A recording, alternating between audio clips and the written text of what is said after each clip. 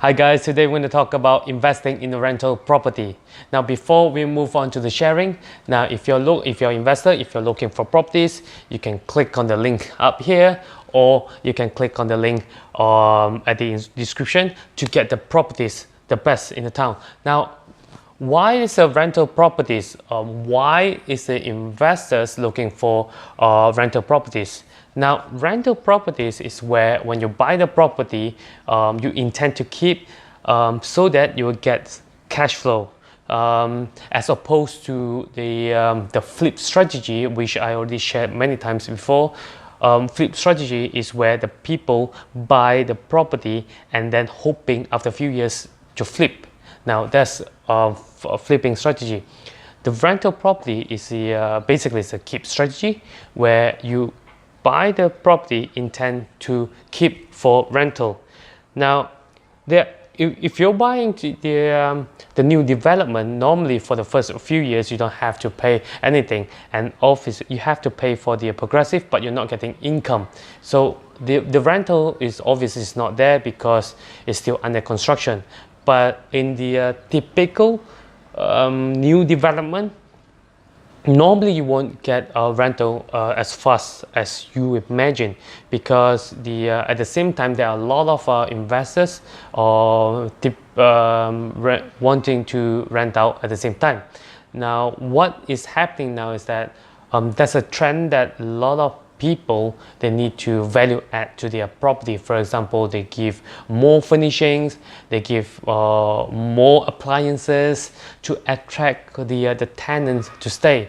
So most of the rental properties for the new development tend to be a little bit slower than the subsale.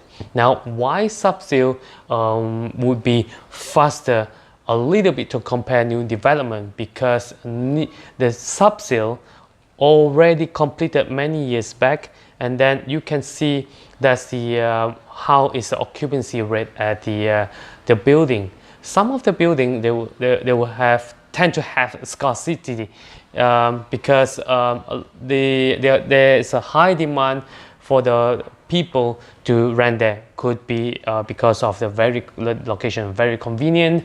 They are this next to the MRT, something like that. But overall, subsale is because in the whole building, there wouldn't be like a new development where everyone renting out at the same time.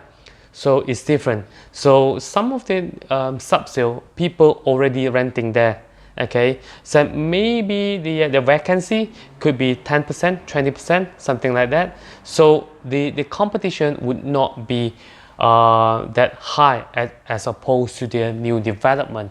So for those people that invest in the new development, you might need to do a little bit of value add to your property as fast as possible, so they can rent out before somebody else. So it really depends on you whether or not you want to invest in the new development for the rental, or you want to invest in the subsale for rental. It's a different thing, and then the data is also different, the crowd's also different, so you have to decide which one you to invest. I tell you a little bit story for how my friend actually invests in for rental property. Usually he will normally hunt for the subsale when he's not looking for any new development. Why? The reason is he told me about, he said the reason why he invests in subsale because he can see who's the neighbor and how's the occupancy and how the who's the tenant for the whole building. So he can decide whether or not when he buy the property, he can rent it out easily. And most importantly, he knows what's the rental there. For the new development, he said it's very hard for him to determine how's the occupancy turns out, what's the rental there.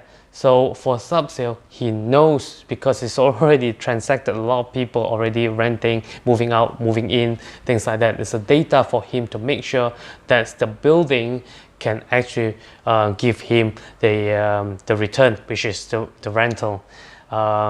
So if you guys have any question, please ask in the comments below, and please don't forget to like and subscribe. All right, see you guys next time.